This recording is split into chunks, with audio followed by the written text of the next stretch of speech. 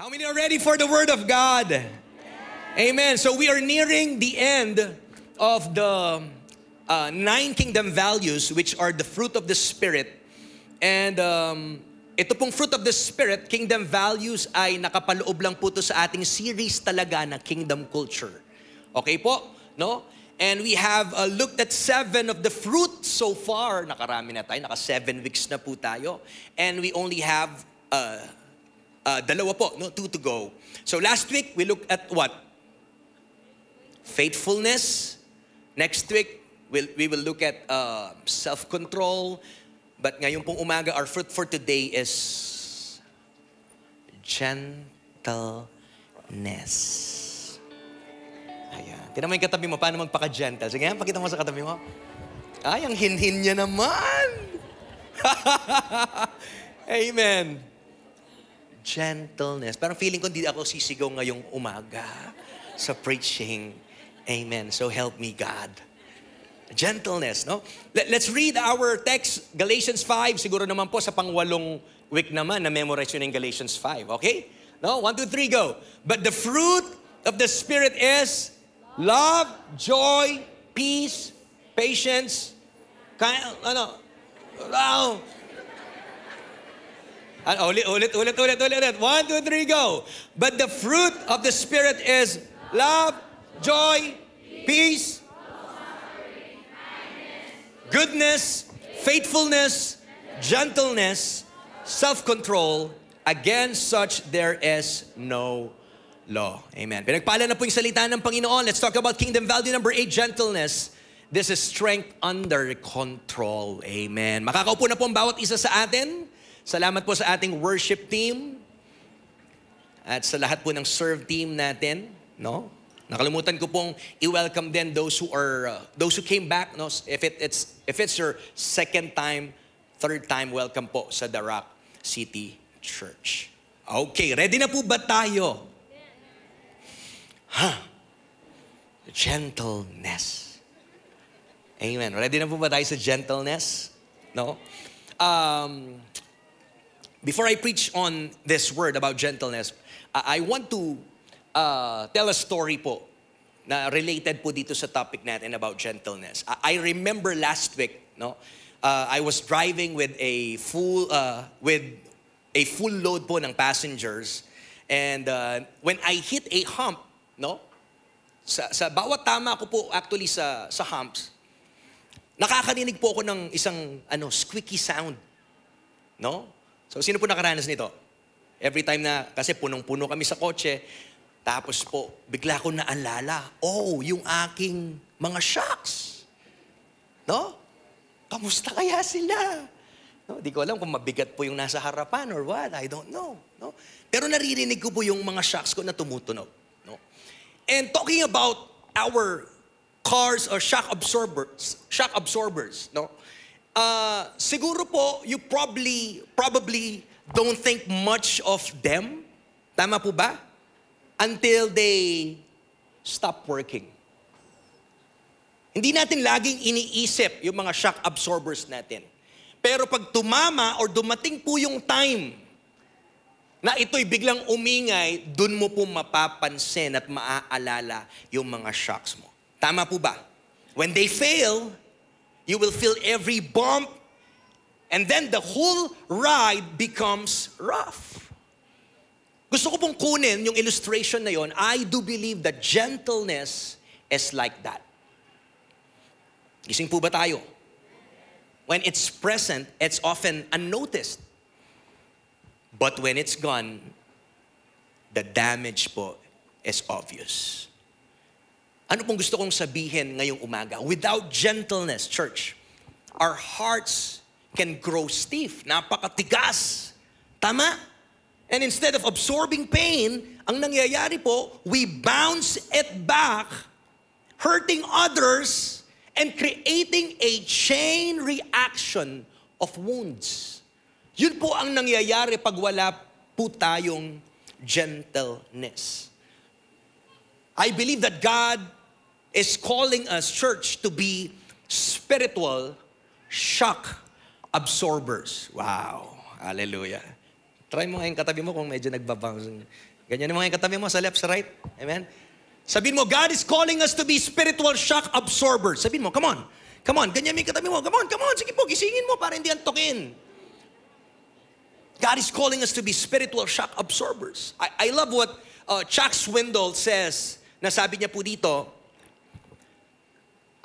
or Chuck Swindoll says that gentleness includes being calm and peaceful when surrounded by a heated atmosphere, emitting a soothing effect on those who may be angry or otherwise beside themselves, and possessing tact and gracious courtesy that causes others to retain their self-esteem and dignity. Ito po'y galing sa book ni Chuck Swindoll na ang title is Improving Your Serve. So, sabi niya, yung gentleness daw, it includes being calm. Tignan mo yung katabi mo kung kalmado nga. Pastor, sobrang kalmado, inaantok na siya. Nagsisimula pa lang. Amen. Being calm and peaceful. No? Alam niyo po, a very funny story, nung papunta na po tayo sa gentleness, I was telling my wife, parang sabi ko, I think mas bagay sa yung i-preach mo yung gentleness. Sabi ko, nandiyan ba yung asawa ko? No? At alam ko po dito, all of us, especially parents, na may mga toddlers, can I see your hands? Come on, gentleness. Amen, amen. Meron akong kasama kasangga dito. Hallelujah. Anybody here? May mga toddlers ka na anak? At minsan, hindi nagiging gentle sa bahay. After mong tawagin, hindi tumitingin. Kailangan 3, 5, 10 beses pa. Hello? So niloloko po yung asawa ko. Sabi ko, parang bagay ka mag-preach ng gentleness. Sabi ko. No? Pero alam niyo po, lahat po tayo may matututunan ngayong umaga sa topic pong ito. No? And gusto ko pong sabihin na yung gentleness isn't weakness, but it's strength under control. Ang gentle po na tao, a gentle person, doesn't need to prove themselves. They don't fight back against every criticism. Kaya sabi mo sa katabi, huwag mo nang patulan yung nasa Facebook. Huwag ka na magparinig. Huwag mo nang i-post. Huwag mo nang itag. Hello? Yun yung gentle person. Again, they doesn't need to prove themselves. You don't need to fight back against every criticism, or you don't need to brag. I believe yung mga gentle person po, they are approachable, they are steady, and they are strong. Lalo po ngayon sa panahon natin, in a harsh world, ang gentleness po, it ministers to people's needs and brings healing where there's been hurt. Yun po yung kagandahan. May healing effect po ang gentleness. That's why kasama siya sa fruit of the Spirit. At ito po, isa ito sa mga fruit na gusto ng Panginoon na i-bear natin bilang isang Kristiyano. Amen. So let's look at this important fruit of gentleness together. First, let's talk about gentleness and God. No? Before we can live in gentleness, we need to see it first in God Himself. Lahat po ng pinag-uusapan po natin, kung napapansin nyo, every week, no? Lagi natin itong kinokonekta sa Diyos dahil nga po ito ay bunga. This is fruit of the Spirit.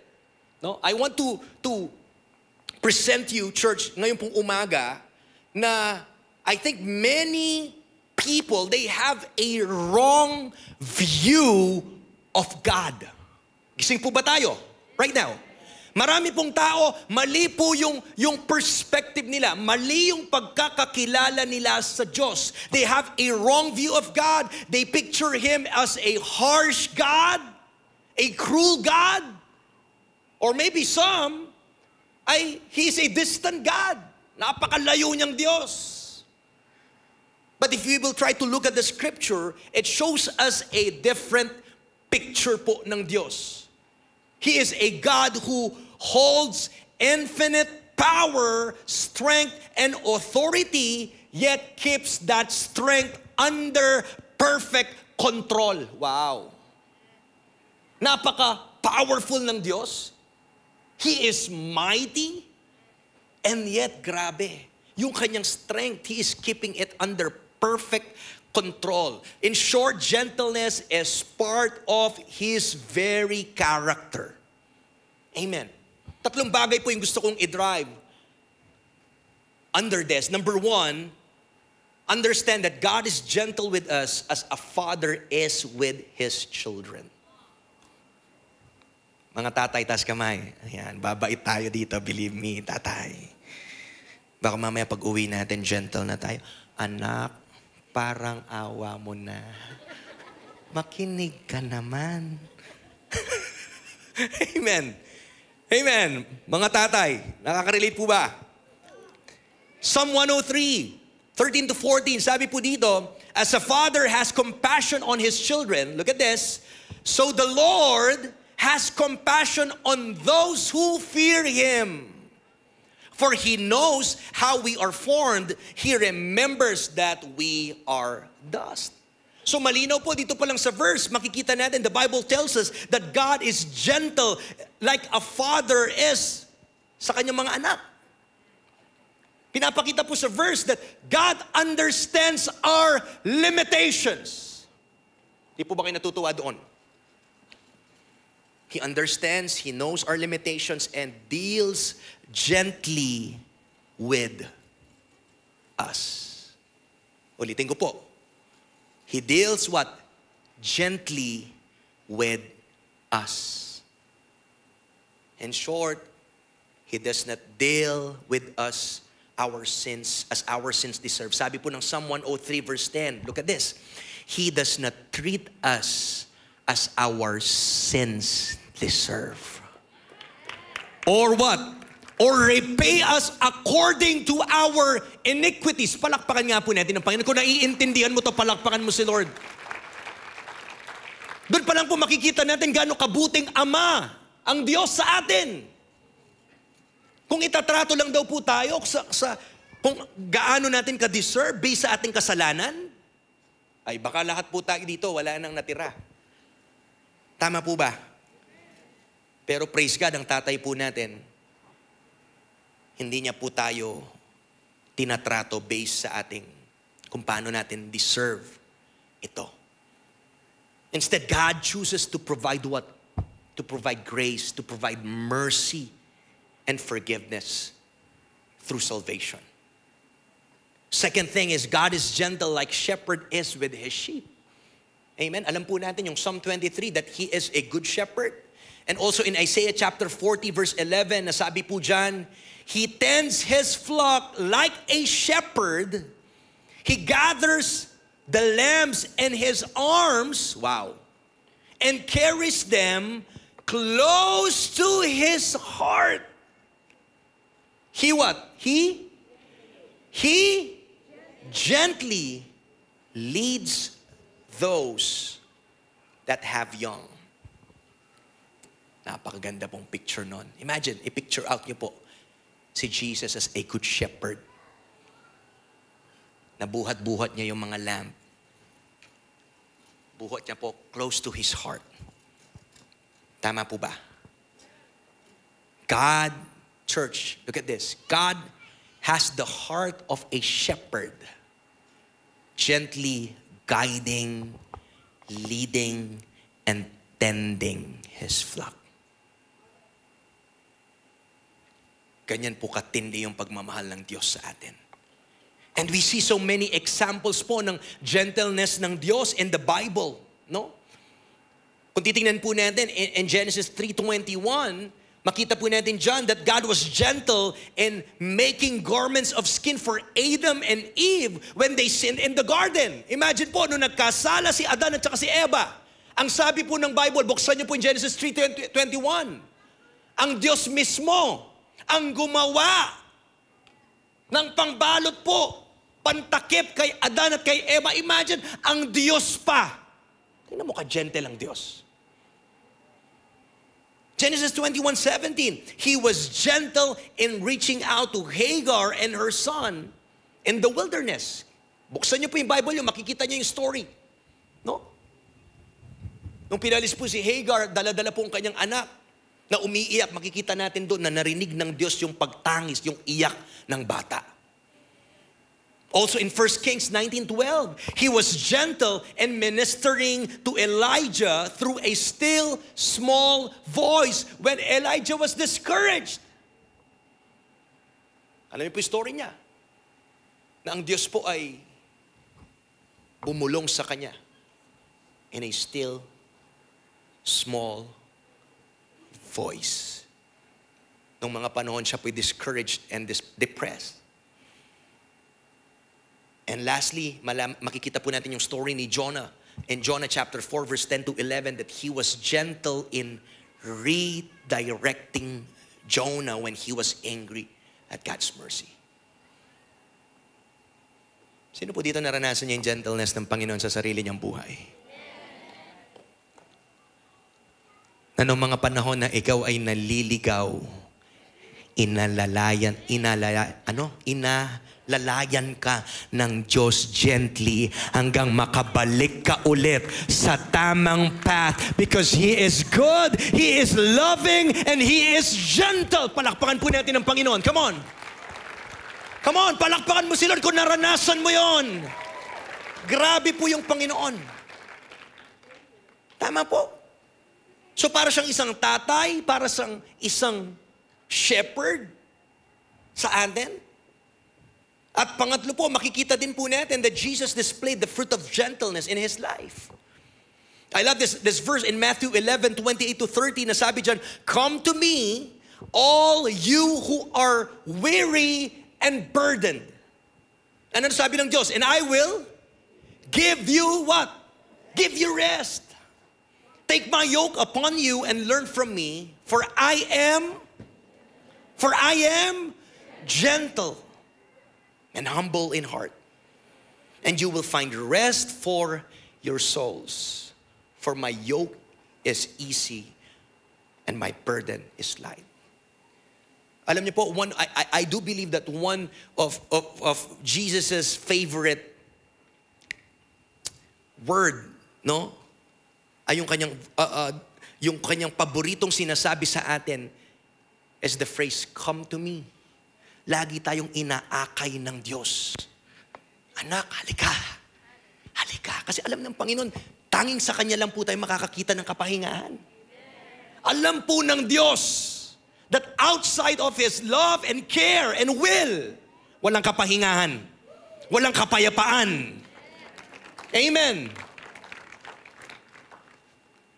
Makuha mo man po lahat sa mundo kung wala yung Panginoon sa buhay mo, I'm telling you, malungkot pa rin.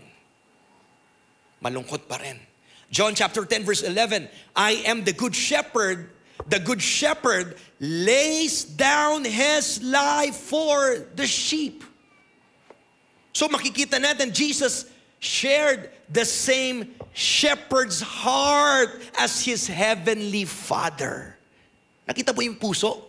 Pareho po sila na may gentle na puso. Look at this. Kung titingnan po natin, no one lived with greater power and authority than Jesus Christ. And neither has anyone lived with greater opposition and criticism. Nakita po natin yung buhay ni Jesus kung paano po nung nandito siya sa lupa. Kabi-kabilaan pong oposisyon at criticism, and yet no one lived with greater gentleness. Gusto ko po mag-pause tayo dyan for a while. Tingnan natin si Jesus. So, nung siya po'y nagkatawang tao dito sa lupa, He lived with greater power and authority. Pero nakaranas po siya ng matinding criticism at opposition kahit saan po siya pumunta. Nandiyan po yung mga Pariseo, mga Saduseo, marami pong nakabangga si Jesus. Pero makikita natin sa kanyang pamumuhay that no one lived with greater gentleness. Si Jesus po, pinakita niya yan sa atin. I want everyone to see this po, yung mga next na verses po dito, no? Or first in Matthew 1:23. Isulat nyo na lang po or picturean nyo, Luke 2:7. Jesus came to earth. Tingnan nyo, ka-gentle po ang Panginoon and ka-humble. Jesus came to earth with all gentleness as a baby born of a virgin. Kung ikaw siguro yung parte ng story, baka hindi ka papayag na ang kwento mo ay nag-start ka sa kwentong nasa sabsaban. John Deere, tayo ako bisa. Gusto ko darating ako, naka-Ferrari na ako. O naka-stroller man lang. Pero si Jesus, tingnan mo, napaka-lowly and humble and gentle. As a baby, born of a virgin. Isaiah 42:2-3. He lived his days on earth in quietness and strength. In Zechariah po, in Matthew, makikita natin, in meekness, he rode a young donkey into Jerusalem as the rightful king. Isa pa po to. Alam niyo yung story? Nung sinalubong si Jesus na may mga palaspas at sumisigaw silang, Hosanna, Hosanna. Saan nakasakay si Jesus? Donkey. Hindi man po talagang mamahalin o talagang matikas na stallion or what? Isang donkey. At ito na rin po ay nagpapakita ng humility ng Panginoon. He is both the great shepherd and the gentle lamb led to the slaughter. At his trial, look at this. He remained silent before his accusers as a sheep before her shearers is silent. Matthew 27:13. He made no reply to the charges against him. Sumusunod po kayo? Naaalala nyo yung mga kwentong ito? Nung dinala po siya kina Pilato, at after niya pong nilitis ng ilang beses, pwede niyang sabihin, siguro kung tayo, nagbibilang tayo, no? Sa lahat ng paninisi, sa lahat ng gagawin, siguro mamilang ka mo, ne? Hindi nila. Siguro kung tayo lang, magmayabang ka, sige, metong na mo, sige. Tama na, siguro mag-super sayang ka, wow! Kanina pa kayo! I mean, Jesus, when he was on earth, he was 100% God and man. Nakita niyo po? Hindi 50-50. 100% Diyos po yan at tao at the same time. Pero tingnan mo yung gentleness niya. Hindi man tahimik lang. Hindi niya man pinagtanggol yung sarili niya. 1 Peter 2:23, he hurled no insults for the insults he received. Ano pa po?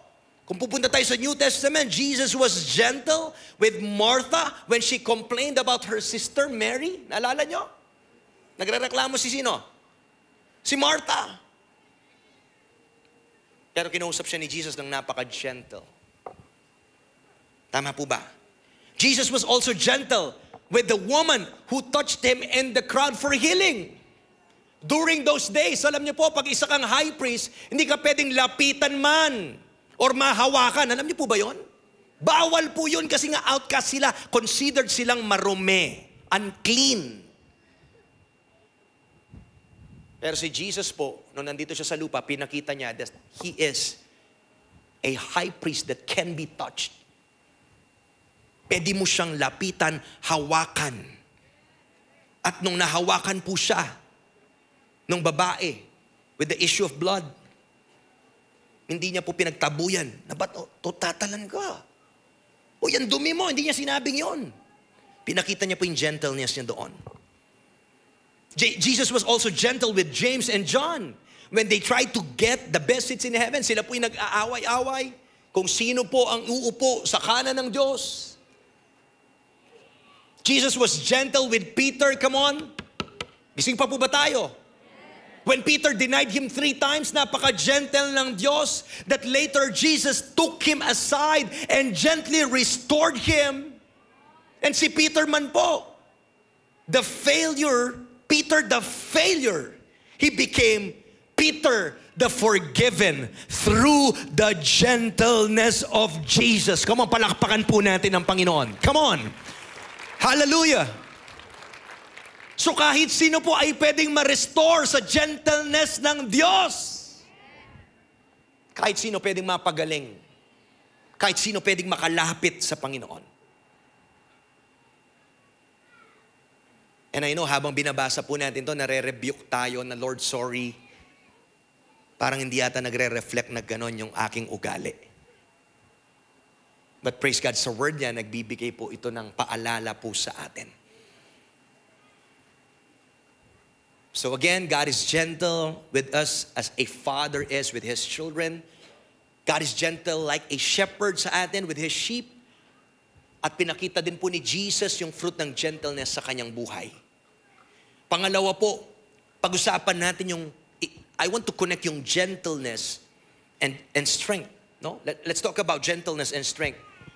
Na kung anong pong sinasabi ng Bible dito. Number one, I want to present ngayong umaga na ang gentleness po again is not the same as weakness. So wag niyo pong isipin na pagpapaka-gentle, ay, ayoko maging gentle, parang, alam mo, parang mahina kasi yun eh. Pastor, ayoko maging gentle, baka pagtulungan ako or abusuhin ako. Yan. Yan yung iniisip natin pag gentleness. Pero tingnan po natin, ano po bang sinasabi ng Bible? Gentleness is not weakness. Madalas po, we often confuse meekness with timidity. But sabi ng Bible, again, ang gentleness is strength under control. Ang gentleness is not the opposite of strength, but it's the opposite of harshness. Nakuha niyo po? Ang gentleness, ang kabaligtaran po niyan ay hindi po kahinaan. Ang kabaligtaran po niyan ay harshness. So, kung titingnan po natin, it's the weak person, look at this, it's the weak person who can't handle their own frustrations in life. And so, they take it out on someone else. Nakita niyo po? That's weakness. That's weakness. Pag hindi natin kayang kontrolin at ma-handle ang sarili nating frustrations at ngayon natatapon natin, napo-project natin to, napapasa natin sa ibang tao. We look at Isaiah 40:11 earlier, nasabi po doon, he tends his flock like a shepherd. He gathers the lambs in his arms and carries them close to his heart. He gently leads those that have young. Pero kung titingnan natin yung verse na to, none of that has to do with weakness. Because if you will try to go back sa verse 10, makikita po natin dito, na sabi niya, see, the sovereign Lord comes with power, and He rules with a mighty arm. See, His reward is with Him, and His recompense accompanies Him. So kung yung pong Isaiah 40 verse 11, no? Babalikan ng verse 10, makikita mo po. Yun po yung whole context nito. Na hindi po pagpapakita ng weakness ito sa Diyos. Yung kanyang gentleness, kung paano siya magpagmahal, dahil nakita po natin sa verse 10, that He comes with power, He rules with a mighty arm. And Micah chapter 5 verse 4 says much the same thing. Na sabi niya, He will stand and shepherd His flock in the strength of the Lord and the majesty of the name of the Lord His God. So yung pinapakita po dito na ang Diyos bilang shepherd at inaalagaan niya po tayo, makikita natin that shepherding a flock, it takes strength. Hindi po weakness. Tama po ba? Gising pa po ba tayo dito? Si Jesus po ay napaka-gentle, but again, certainly He was not weak. He was gentle with those who needed help and encouragement. But he was not afraid to stand up to injustice or rebuke those who were wrong.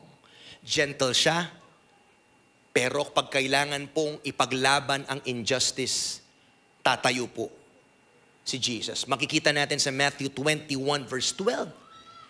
Jesus entered the temple courts and drove out all who were buying and selling there. He overturned the tables of the money changers and the benches of those selling doves. So hindi mo masasabing si Jesus ay rurugo-ruguya mo, parang isang bida na nagpapabugbog. No. Gentleness is not the same as weakness. Pag kailangan pong mag-rebuke ng Diyos, ay magre-rebuke din po siya at itatama ang mga mali natin. That's number one. Number two, only, look at this, the strong can truly be gentle. Wow. Tapikin mo yung katabi mo kung kalmado na yan, baka tulog na. Sabi po ni Pablo in 2 Timothy chapter 1 verse 7, basahin nga po natin para hindi tayo untikin. 1, 2, 3, go. For the Spirit God gave us does not make us timid, but gives us what? Power, love, and self-discipline. He gives us power, love, and self-discipline. Power, love, and self-discipline. In short, when God makes us gentle, He does not make us weak, but makes us strong. It's the same way with Jesus who is gentle with us. Makikita natin sa Hebrews 4 verse 15. For we do not have a high priest who is unable to empathize with our weakness or weaknesses. But we have one, look at this, who has been tempted in every way, just as we are, yet He did not sin. Sige po, palakpakan po natin ang Panginoon. I want to expound this para maintindihan po natin. This is the foundation. This verse shows us the foundation of Jesus' gentleness. Na makikita natin, He isn't gentle simply because He knows what temptation feels like. Hindi siya gentle sa atin kasi nga alam niya yung temptation, naranasan din niya. Hindi po yun eh. He's gentle because He faced every temptation and never gave in. Nakuha po natin. Tingnan niyo po, if Jesus had sinned like us, kung siya po'y nagkasala kamukha natin, He could only sympathize with our struggles. Pwede lang siyang makisimpatya, ay naiintindihan kita. Pwedeng sabihin sana ng Diyos, ay ako rin nagkamali. Ako rin nalaglag dyan. Pero hindi po ganun eh. Gising pa po ba tayo? Makita natin that Jesus stood strong. He can not only understand us, but He helps us. He can help us to overcome kasi nga napagtagumpayan niya. Kaya nga, only the gentle can be what? Only the strong, can truly be gentle. Jesus' sinlessness means His gentleness is not born of weakness, but it's born under perfect control. At ang Panginoon, siya po na nakaranas din ng temptation at napagtagumpayan niya. I love this character of Jesus that when we fail, He doesn't crush us with that power na meron siya. But He uses that power lift us up, to restore us, and lead us back into victory. Come on, palakpakan mo yung Panginoon. Come on. Imagine an all-powerful God. A strong God. Na yung strength niya, di ba yung iba? We can see here, sa mundo po natin, everywhere, there is an abuse of power. Abuse of authority. May power siya, may posisyon. Ngayon, gagawin niya lahat sa power niya. Babaliktarin niya yan. Alam po natin nangyayari sa mundo natin. But aren't you glad si Jesus is using His power? Not to crush us. Na pag nagkamali tayo, nakatapanuldo. And you know, while I'm meditating about this message, nalusaw po yung puso ko. And I repented as a father of sometimes how I respond to the mistakes of my children. Na minsan pag titignan ko yung anak ko pa nagkamali, na-rebuke po ako dito sa word. Si Jesus, grabe ka powerful, and yet, itatayo ka niya. I-restore ka niya hanggang makabalik ka. Ganun kabuti ang Panginoon. Come on. Come on. Hallelujah. Thank you, Jesus. Thank you, Jesus. So only the strong can truly be gentle.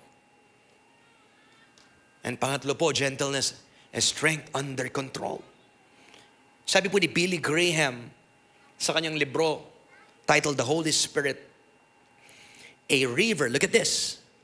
Again, gentleness is strength, but it is under control. Sabi ni Billy Graham, a river under control can be used to generate power. A fire under control can heat a home. Sabi niya, gentleness is power, strength, spirit, and wildness under control. Wow. So kung alam po nating kontrolin po ito, mararanasan mo, this is power, this is strength, na nais po ng Panginoon na matutunan po natin paano ito kontrolin. Tingnan niyo po yung gentleness sa isang scenario like this. Which is stronger to stop an argument? Gentleness or harshness? Ano yung mas stronger para matapos or ma-stop mo yung pag-aaway?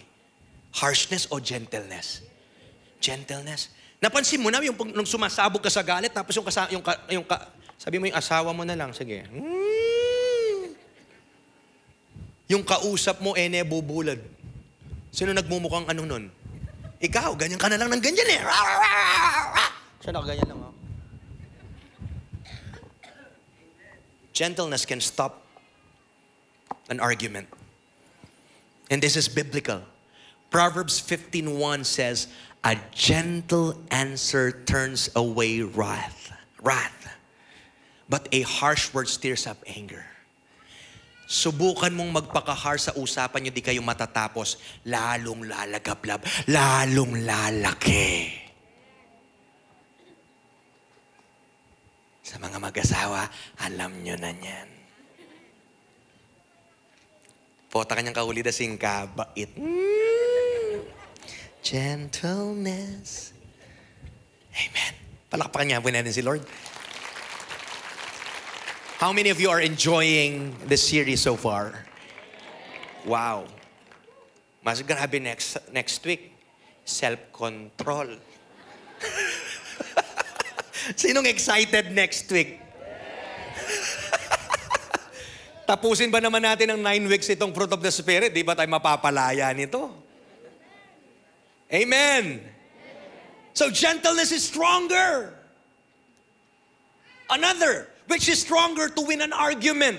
Kanina to stop an argument, ngayon to win an argument. Gentleness or harshness? Gentleness. Ano sabi ng Proverbs 25:15? Through patience, a ruler can be persuaded. Oh, tinan mo. Kahit may posisyon na yan, sa pamamagitan daw ng pagtsatsaga mo, mape-persuade mo din yan. At sa pamamagitan ng gentle tongue mo, sabi dyan, a gentle tongue can break a bone. In other translation, it can break resistance. Kahit gano'n siya katigas, sa gentleness, bumibigay.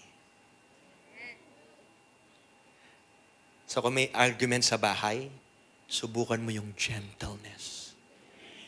Bibigay din yan. Lalo na pag dumating na yung parcel mo, wala kang pambayad, maging gentle ka na lang sa asawa mo. Babayaran niya rin yan. De, joke lang. Amen. So ganun po ka-powerful yung gentleness. Gentleness is stronger. So ang tanong, gusto ko na pong tapusin to, no?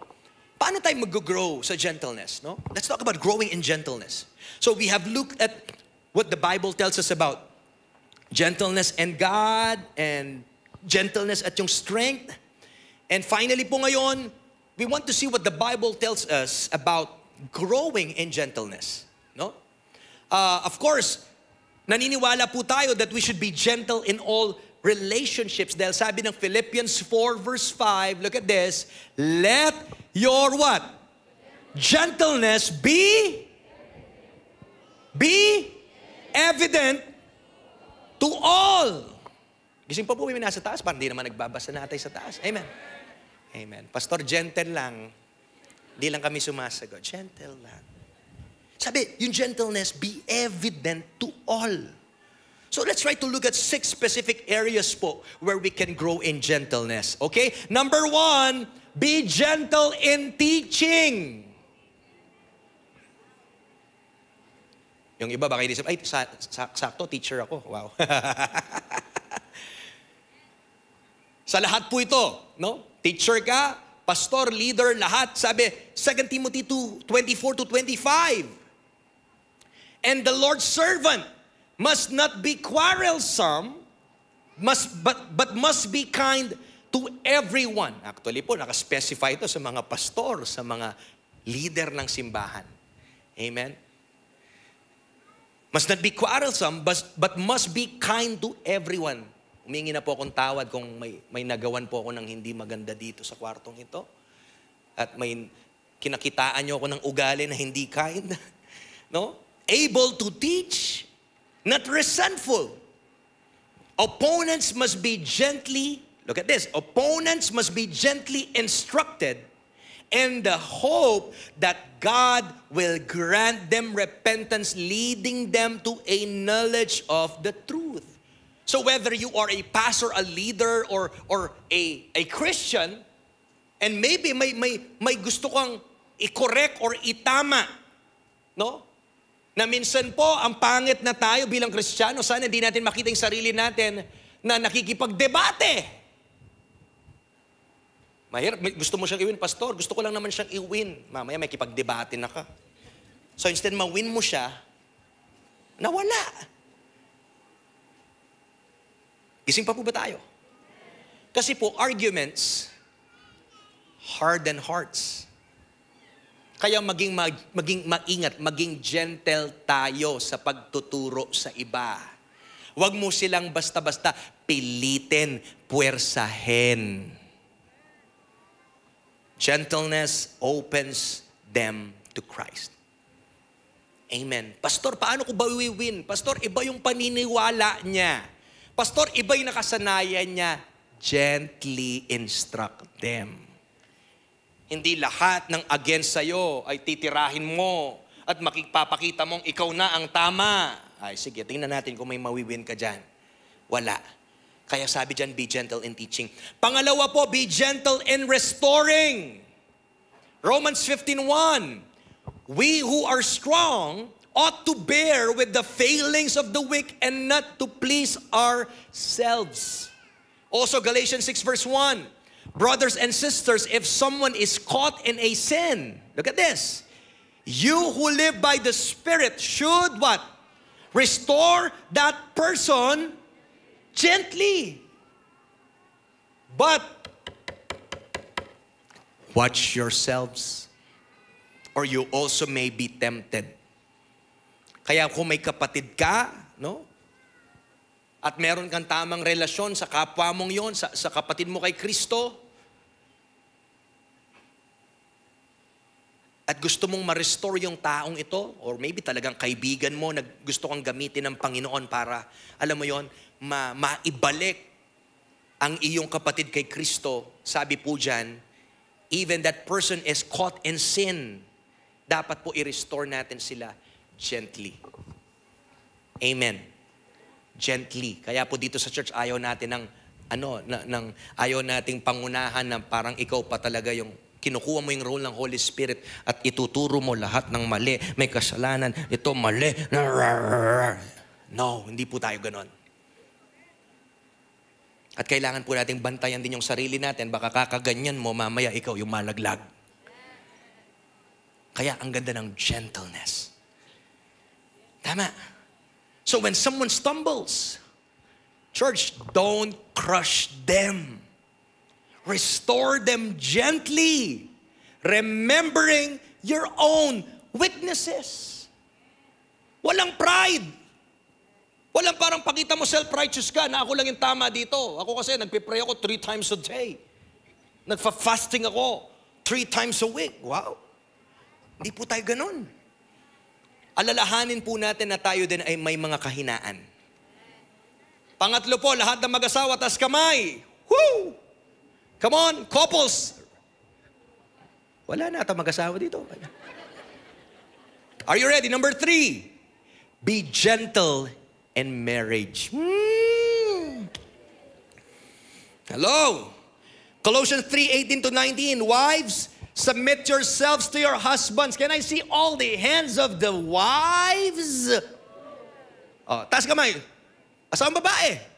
Oh, makinig. Ano sabi ng Bible? Hindi sabi ni pastor. Sabi ng Bible, basahin niyo po. 1, 2, 3. Wives? Oh, ayan yung order ng Diyos. Submit. Hello. Mag-amen po yung mga bumabait natin mga asawa. Ayan. Huwag niyo pong kalimutan ang mga lalaki. Sila po ang tinalagang leader ng tahanan. Okay? Pero ma-explain po natin yung ibang topic na yan. Pero sabi po dito, as is fitting in the Lord. Oh, ganda, no? Husbands naman, taas kamay, asawang lalaki. Love your wife. Taas kamay. Isa lang dapat yung mahal mo.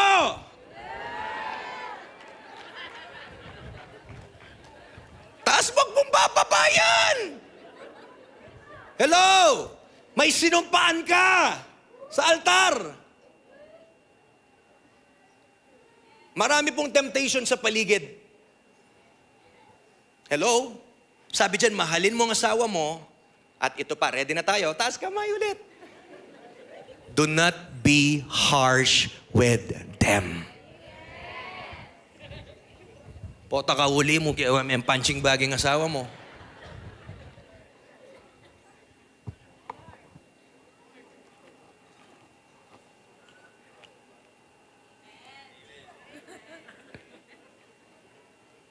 Wag daw po natin wag tayo maging harsh. Na to the point na sa bahay ay nasisigaw-sigawan na lang natin sila. Maging gentle ka, mahalay mo. Sa gentleness mo, may reward ka. Wow. 1 Peter 3:7. Husbands, in the same way, be considerate as you live with your wives and treat them with respect. Amen. Husbands, as the weaker partner and as heirs with you of the gracious gift of life, so that nothing will hinder your prayers. Wow, I love that. So nothing will hinder your prayers. God is watching us, husbands, men, come on how we treat our wives. Look at me, lahat po, asawang lalaki, tas kamay. Please be reminded that before she even became your wife, She is the daughter of the king. Bago mo naging asawa yan, anak ng hari yan, anak ng Diyos yan. So, ayusin mo ang paano ka makipag-relate. Dahil yung tatay mo sa langit, tinitingnan niya tayo. Paano po natin respetuhin at mahalin ang ating asawa. So, bantayan po natin yung mga selfish quarrels and harsh words should give way to gentleness and love, reflecting Christ's heart for His church. Pang-apat po, bilisan ko na, be gentle in authority. Ephesians 6:4 and verse 9. Sabi dyan, fathers, do not exasperate your children. Instead, bring them up in the training and instruction of the Lord. And masters, kung kayo po ay nasa authority at meron man kayong business or meron pong mga tao sa baba nyo na sumusunod sa iyo, treat your slaves in the same way. Do not threaten them.